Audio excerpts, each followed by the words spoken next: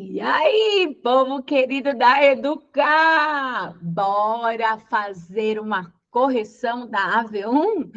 Vem comigo que nós vamos conversar sobre a nossa avaliação de recreação. Vamos ver como é que está o gabarito dessa prova? E aí, vocês acharam uma boa prova ou não? Gostaram das informações que essa prova trouxe? Não gostaram?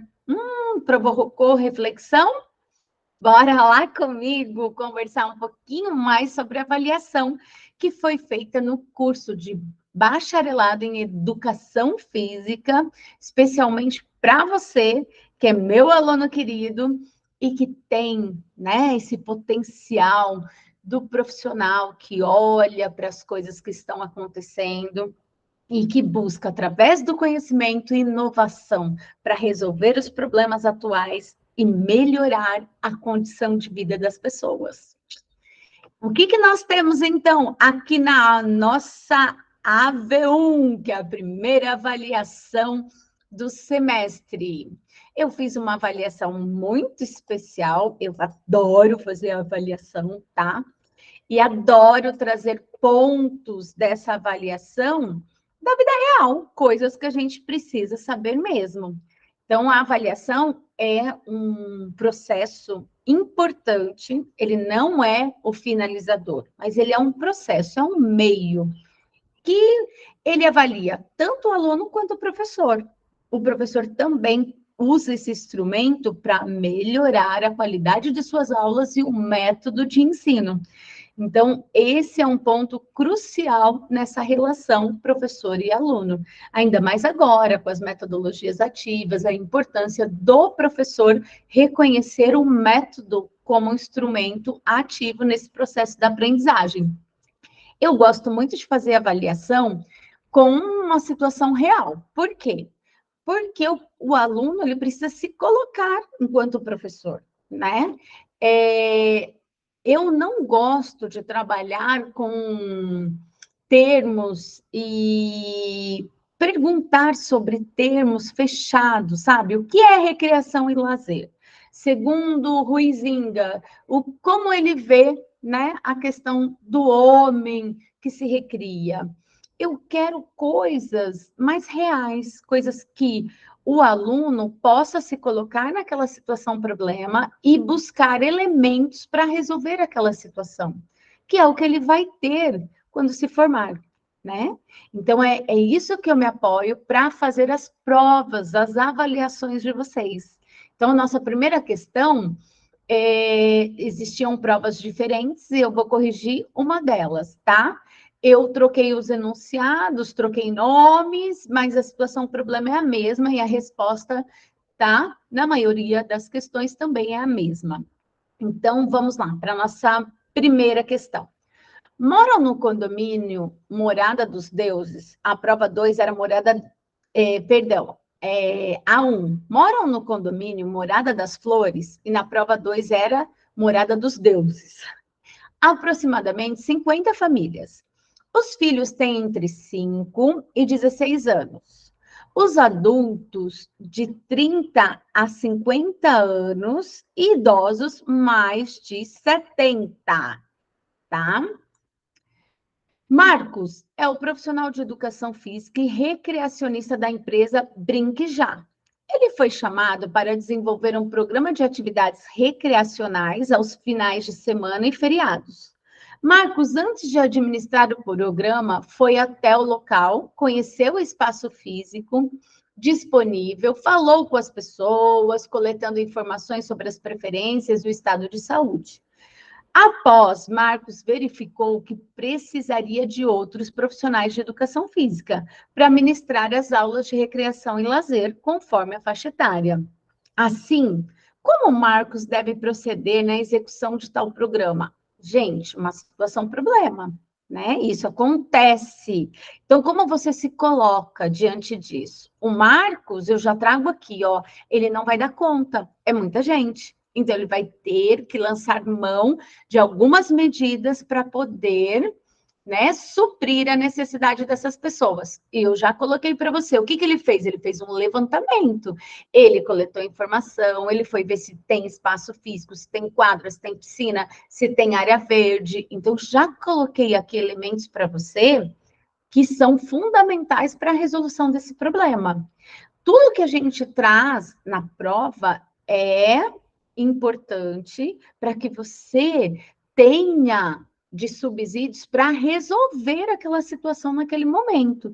Então, a questão, o enunciado já é completo para te dar elementos básicos para a construção da resolução desse problema. Então, organizar atividades cooperativas capazes de gerar interação entre todos os moradores do condomínio, facilitando a convivência e o fortalecimento de vínculos? Sim, é importante pensar nisso. Ministrar jogos tecnológicos e motores em horários específicos para atender especialmente os adolescentes que estão passando muito tempo nas telas? Sim, nós pegamos os adolescentes, motivamos através dos jogos tecnológicos e depois trazemos para as práticas esportivas, cooperativas, para a interação e para o desenvolvimento motor, visto que esse é um problema mega atual. Nossos adolescentes estão cada vez mais sedentários. Adequar as atividades para a efetiva participação dos idosos, considerando, sobretudo, a realização de jogos tradicionais e populares, para que eles possam ensinar o que sabem aos mais jovens, né? As trocas interacionais. Promover eventos cooperativos e competitivos capazes de engajar os moradores em atividades de recreação e lazer, em contraponto ao sedentarismo. O que é esse contraponto? Contrário, né? Ao sedentarismo, sim. E aí, o que estava certo? Todas as alternativas. Essa era mais do que uma situação problema, é uma condição para a gente levar, né, de aprendizado para a nossa profissão. Olha, quando você for requisitado para fazer alguma coisa nesse sentido, pense que são um conjunto de situações que precisam ser planejadas e organizadas para o sucesso da ação. Aqui tinha algumas imagens, né? E para vocês escolherem que tipo de jogos. Então, nós vimos aqui crianças numa área escolar, ó, brincando de forma cooperativa, um jogo tradicional, dança das cadeiras, e o jogo ambiental. Esse jogo ambiental, olha, nós tivemos o quê? Nós tivemos, como exemplo, o grupo da Hilary, do Bernardo, do Carmo, que fez um jogo muito semelhante como esse, tá?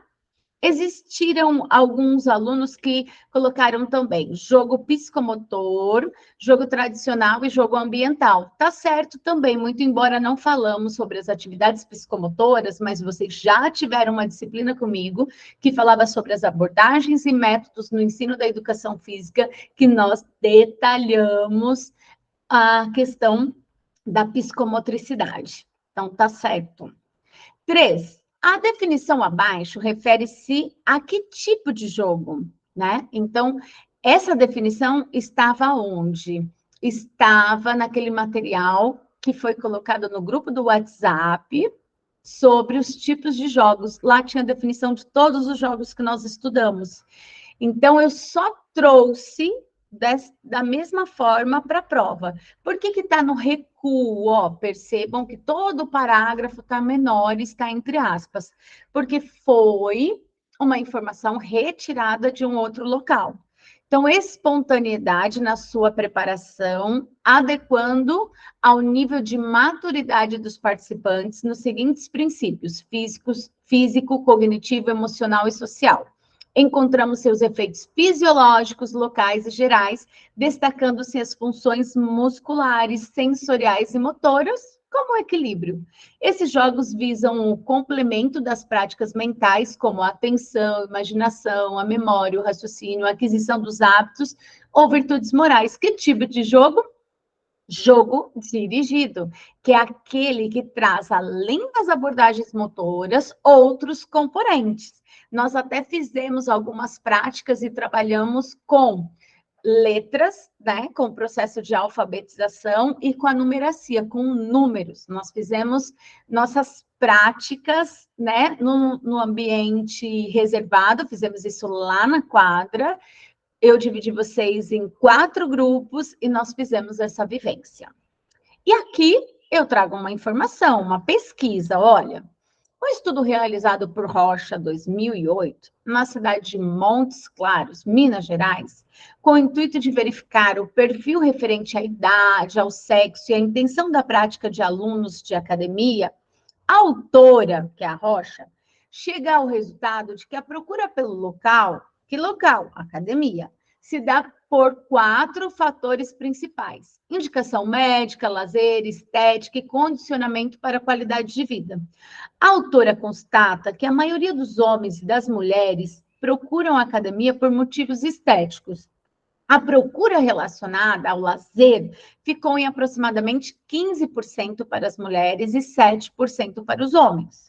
Ao considerar esse percentual em interface ao trabalho desenvolvido por várias academias, postados nas redes sociais, que a gente acompanha isso, podemos observar que a perspectiva de engajar o aluno criando um ciclo social agradável, possibilidade de interação, vínculos, amizade por meio do lazer, tem sido uma constante no nosso meio.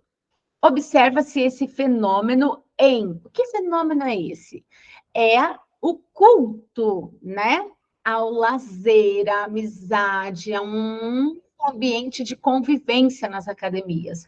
O que essa questão 4 está falando? Está nos alertando que as pessoas não estão indo para a academia só para ficar forte, só para ter um corpo que elas desejam, só por estética ou por saúde, porque precisam diminuir níveis pressóricos, glicêmicos e etc. As pessoas também estão procurando as academias para lazer. Olha que dado importante, gente. E é uma parcela significativa, chega a atingir 15% das mulheres que estão procurando academia e 7% dos homens. Então, nós precisamos explorar essa informação, né? É uma demanda. E o que a gente pode fazer para isso? Pode se organizar com ações de interação social, da cultura da amizade, né? Esse é um termo cunhado por mim, cultura da amizade, fazer com que as pessoas que estão naquele local também possam ser amigos, né? Também possam interagir e conviver bem. Isso é uma informação valiosíssima, que a gente pode organizar ações para potencializar aquilo que as pesquisas já estão nos mostrando. Então, qual era o gabarito dessa questão? Olha, todas as alternativas estão certas, somadas a quê? A criação dos grupos de WhatsApp e rede social. Gente, nós precisamos explorar a tecnologia. Precisamos usar isso ao nosso favor para trazer o nosso aluno para junto, né? Mais engajado, mais motivado, a aderência e adesão ao programa de exercício físico, que vai trazer tantos benefícios físicos quanto mentais. E outro ponto importante, que esse aluno se sinta tão motivado pelo exercício que ele aumente a atividade dele na hora vaga, né? Fazendo o quê? Atividades de lazer. Ao invés de ficar deitadão, maratonando na Netflix, ele vai fazer o quê? Vai fazer uma trilha, né? Vai passear no parque com a família, vai fazer um piquenique. É isso que a gente precisa, né? Fomentar essas práticas. E aí eu dou outras sugestões aqui, como opção A, reunião aos finais de semana com os alunos fora da academia, que é o que a gente vê, né, as academias fazendo, sempre os treinões.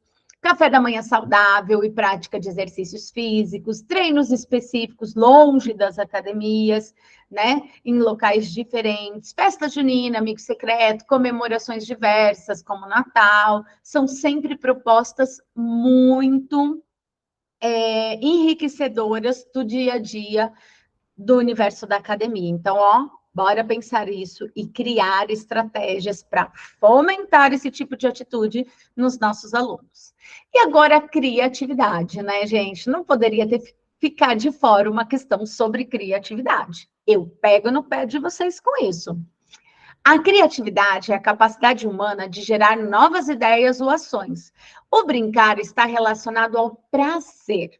Uma brincadeira criativa ou não deve sempre proporcionar prazer aos participantes. As pessoas precisam ficar felizes de trabalhar com essa atividade recreativa, de se envolver nessa atividade, né? A recreação não deixa ninguém triste, a recreação tem essa característica da diversão, da alegria, do prazer dessa interação. Para Winnicott, 2019, a experiência da brincadeira e do viver criativo ocupa o espaço potencial existente entre o indivíduo e o meio ambiente, dependendo da capacidade do indivíduo para confiar. Desta maneira, ao formar vínculo com os alunos, os professores facilitam a aprendizagem a partir das brincadeiras, aprendizagem esta que é complexa e formadora da cultura. Ao admitir o potencial do brincar para a formação das pessoas, há de se considerar a importância também da criatividade do profissional de educação física. E aí eu te dou uma situação problema. Assim, imagine o seguinte cenário: 30 idosos com mais de 60 anos estão em um local coberto e arejado. No espaço há cadeiras para todos, um aparelho de som, vários tabuleiros, algumas esteiras ergométricas, uma caixa com fotos e objetos antigos. Como o profissional de educação física poderia organizar uma tarde recreativa junto a esse grupo? Alguns grupos não. A prova B, ao invés de idosos, tratava-se de crianças. O que eu quero que vocês coloquem nessa questão? A sua criatividade.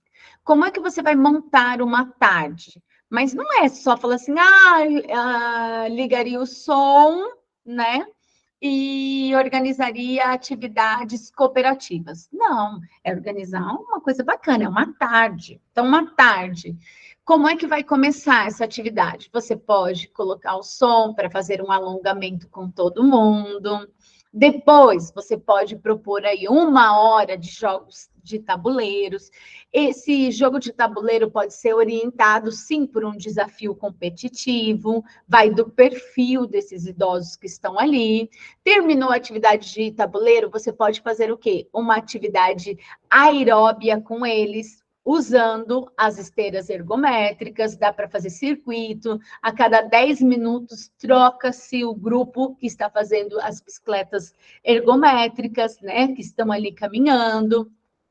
Aí, os que fizeram o exercício podem andar pelo espaço, podem se sentar e fazer algum exercício localizado para fortalecimento, né, como pernas e braços, para que eles possam fazer um pouquinho ali de exercício para melhorar a qualidade da vida diária e da execução dos exercícios, visto que são idosos com mais de 60 anos.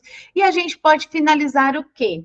Com um jogo que traz enigmas, né, sobre essas fotos e os objetos antigos. A gente pode colocar tudo isso dentro de uma caixa que eles não veem, aí tem que tatear, pegar um objeto e imaginar o que é, mostrar para todo mundo. A pessoa com os olhos vendados vai receber dicas do que é. Dá para fazer uma série de atividades que a gente envolve de forma recreativa e muito prazerosa todos esses idosos, né? O que a gente não pode ter? Preguiça de pensar. Precisa, sair da zona de conforto e pensar.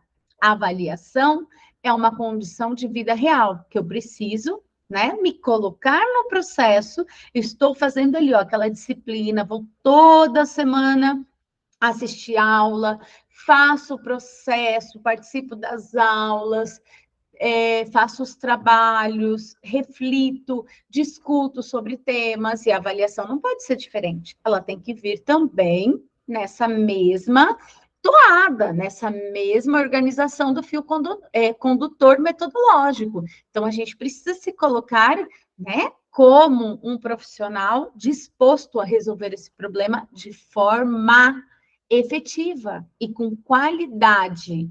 A gente só consegue qualidade se a gente tem conhecimento. Então, bora estudar e aprender cada vez mais. A 6. Percebam que a 6 traz uma informação importante, ó. As imagens ao lado ilustram duas práticas que nasceram de iniciativas coletivas. Uma mostra pessoas praticando plugin. Este é um movimento global criado na Suécia, onde as pessoas correm ao ar livre e aproveitam para recolher os resíduos sólidos que sujam as cidades e os espaços naturais. Esse não deixa de ser um tipo de jogo ambiental, né? Já a outra mostra um jogo de biribol, que surgiu no Brasil como alternativa à prática de aprendizagem da natação e ainda como uma forma de estimular e motivar o uso da piscina para um esporte, aproveitando os dias de calor na piscina. O biribol foi criado na década de 1960 por Dário Miguel Pedro, um professor do interior do estado de São Paulo, inicialmente chamado de frescobol ou mesmo de voleibol de piscina. O esporte foi ganhando regras e medidas específicas para que fosse praticado com avanço. Veio também a inspiração da cidade de Natal, de seu criador, Birigui, para que a modalidade recebesse um nome exclusivo e bastante original, o biribol. Como profissionais de educação física fazem parte do contexto histórico-cultural e contribuímos para o processo de evolução e desenvolvimento das pessoas, considerando o nosso compromisso ético-moral com a nossa profissão frente às características físicas do nosso bairro. Como poderíamos iniciar um processo recreativo aos finais de semana com foco no lazer e na ludicidade das pessoas que lá vivem? Então, eu estou contando para você, ó, o pessoal lá na Suécia organizou um jogo ambiental que é o plugin, né? Quem são essas pessoas? São pessoas que conviviam ali coletivamente, que organizaram essa prática. O biribol, a mesma coisa, um coletivo, né? Que desenvolveu uma ideia. E aí eu estou o quê? Provocando você. O que você pode fazer para melhorar a qualidade, né? Dos exercícios, da adesão a um programa de atividade física lá no seu bairro. O que tem no seu bairro que você poderia oportunizar para também envolver as pessoas coletivamente diante dessa temática. Hoje nós estamos vivendo muito essa situação, né, do excesso das telas e da pouca atividade física. Então, a necessidade de se olhar para esse mais movimento e menos telas. E essa é uma responsabilidade de todos nós, tá? E aqui eu já te dou algumas informações. Então, informação 1. O que você deve fazer para isso acontecer? Deve providenciar a articulação de políticas públicas capazes de viabilizar a execução do projeto com a organização da sociedade civil, que são os moradores, para recrutamento de recurso financeiro e pessoal para realização das atividades. Ó, isso é legal, a gente precisa pensar em tudo, né? Não é só lá na prática esportiva, nós precisamos mobilizar as pessoas que vivem nesse território. Levantamento dos interesses por meio da mobilização e sensibilização sobre o assunto, mostrando a importância da prática de atividades de lazer para o desenvolvimento da comunidade, sobretudo das crianças em interação social? Sim, só que, olha, não é chegar lá, Mel vai propor uma atividade que Mel gosta, né, de fazer. Não, é considerar o outro, fazer a escutativa. O que o outro quer fazer, né? O que o outro tem interesse e poderia aderir a um programa? O que poderia ser feito para que um número maior de pessoas pudessem participar? 3, promoção de rifas e bingos para angariar, conseguir fundos para a compra de equipamentos e pagamento dos profissionais de educação física interessados na execução? Sim, gente. Olha, ninguém é obrigado a executar um trabalho voluntário, mas a gente pode desenvolver um plano de ação com estratégias para angariar, para arrecadar fundos e pagar as pessoas que vão executar, né, essa ideia. Organização de um conselho com os representantes do bairro para cuidar e zelar da execução do projeto, com vistas na formalização de uma associação específica para essa finalidade, sim, também é importante formalizar. A gente tem que pensar em estratégias que possam efetivar, né, dar luz, visibilidade ao projeto. Todas, sem exceção. E aí a 7 traz a nossa experiência com a síndrome de Down, que a 7 também era diferente entre as duas provas, mas é o resgate das nossas primeiras aulas e da nossa experiência no dia da síndrome de Down com as crianças que estiveram na nossa instituição. Então, atividade de recreação e lazer com foco na ludicidade, o que é a ludicidade, né? Brincar, a brincadeira, a diversão, podem ser administradas para todas as pessoas e visam a diversão pelo ato de brincar. Especificamente, as crianças com síndrome de Down e sua experiência na noite recreativa, responda. As atividades e jogos devem priorizar o uso de recursos materiais, como balões, cones, bola, etc. Explique a sua resposta. Por que priorizar? Quando a gente traz algum recurso material, nós também estamos trabalhando a atenção. Então, para as crianças com síndrome de Down, alguns recursos coloridos, diferentes tamanhos, situação sonora, podem auxiliar também no entendimento para a execução da atividade. Vocês puderam ver o quanto eles gostaram da música, o quanto eles gostaram de dançar, né? O quanto os desafios motores de colocar ou arremessar a bola ao gol, ao cesto, foram também motivacionais para eles. Então, na condição de ter recursos materiais disponíveis, use sempre. E tente se organizar para levar também um recurso material para a prática junto às pessoas com síndrome de Down, porque você vai conseguir melhorar o nível atencional para a atividade em execução. Quais os cuidados que o profissional de educação física deve tomar na administração de atividades recreacionistas e de lazer com as pessoas com síndrome de Down? Primeiro, ficar de olho. Não dá para ficar no celular enquanto faz atividade recreativa. Então, prestar atenção naquilo que está acontecendo. O profissional deve ficar atento para as áreas de para os banheiros e para a questão da água, tá? Fique sempre atento quem é que está com você e quem é que está saindo para realizar as funções fisiológicas necessárias. Cuidado com as atividades de alongamento. As crianças com síndrome de Down tendem a ter uma hipotonia e algumas atividades, por exemplo, como rolinho, sabe? O rolamento podem causar prejuízos, então a gente precisa ficar monitorando a execução desse movimento para que tenha, né, sucesso e que possa ser feito da melhor forma possível. As crianças, as pessoas com síndrome de Down, elas tendem a não ter muita noção do perigo, então cuidado aonde você estiver, tem rua passando, não, perdão, ficou péssimo. Se tem fluxo de carros, né, passando, cuidado com o trânsito. Então, se organize em relação à segurança. Coloque nesse espaço marcadores que possam, né, delimitar a área que está sendo feito o exercício. Coloque pessoas para te ajudar também a zelar pela condição de segurança desse espaço.